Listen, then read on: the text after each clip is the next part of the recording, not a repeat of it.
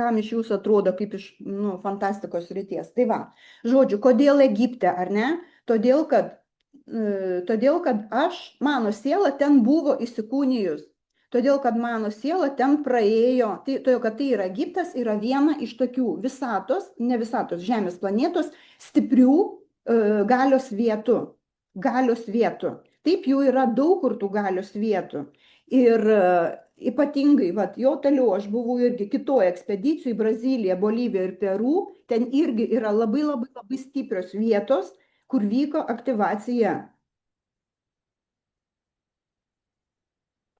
Jūs dabar turbūt jau matot, arba, kaip pasakyti, jau tampa labiau, toksai jau žmonės, į tas galios vietas aktyvuot savo patirtį, aktyvuot savo potencialą, ką mums to reikia.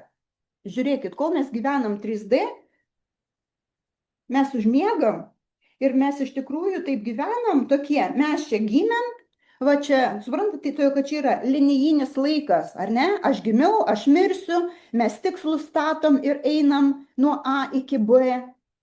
4D to nebebus.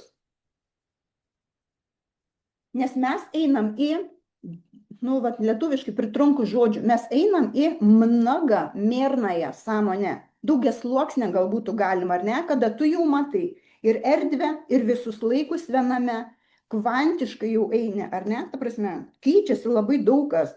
Ne tik tai, kad čia bus kažkokios vibracijos, mes šiandien praeisim, bet ta prasme, mes realiai rimtus dalykus praeinam, kada tu jau visiškai kitaip jautiesi tame pasaulyje, ar ne?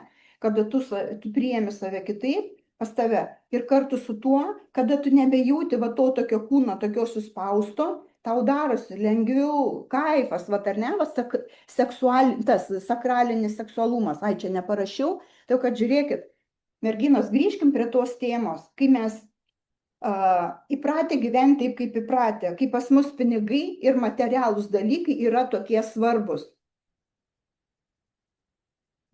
Tu nori, nenori, įsivaizduok, tu pripačkintas tų visų programų, tu gyveni šitoj visoj, erdvėje, ar ne, kuri tave spaudžia kūne. Į mus prikišta pilna programų. Merginos, dabar daug žmonių bijo čipų. Pas mus tiek čipų jau įstatytų yra. Suprantat? Tos visos programos, trūkumas. Reikia dirbti, ar ne? Suprantat, kaip mes tame mėgojam? Nė vienas mums nieks nesakė, kas mes esam nuo vaikystės. Mes tiesiog išmokam, kad gyvenimas tik taip ir yra. Tu gimiai ir tu dirbi dėl to. Suprantat, ir tai yra visa tiesiog matricos programa. Ta, ką aš suprantu, kur mes einam, ir ta, ką aš girdžiu, kad 5D net nebebus pinigų. Merginos, aš leidžiu taip sakyti tas, kas eina, ar ne? Jūs atsirinkit savo. To, kad mes, kaip pasakyti, taip mes atėjom savo noru. Ta irgi labai svarbu žiūrėti. Tam mums reikia irgi neužmiršti, kad mes čianai visgi dideliame visato žaidime, kad savęs negazdinti taip, bet mums reikia suprasti ir tos sistemos tą realistiškumą. Ta prasme, taip, žiūrėkit, kontrolė. Iš kur pas mus atsirado? Mes iš prigimties ne. Ir implantuota yra. Ir kiti tokie dalykai, ar ne? Ir todėl aš kaip parašiau, ar ne, postą kažkam, tai yra matrica. Nereikia to bijoti. Aš, kai ėjau, aš jums kalbu ir sakau, ar ne? Kai buvau Brazilija, Bolivija, Peru, ten mane taip perrinko. Išėmė čipus. Dėl to aš ir sakau, ar ne? Aš dabar gal daugam kalbu iš kažkokios kosmoso srities, bet aš leidžiu savo kalbėti. Ta prasme, dabar, kas perrinko, ar ne? Įdomu, kas perrinko. Jums daug dabar bus klausimų neaiškių. Klausykit širdim, perrinko. Yra realybės architektai.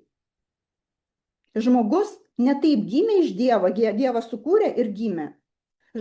ta prasme, žmogus planetui tai buvo eksperimentas. Žemė kaip eksperimentas ir žmogus kaip eksperimentas. Dabar nereikia žiūrėti tą,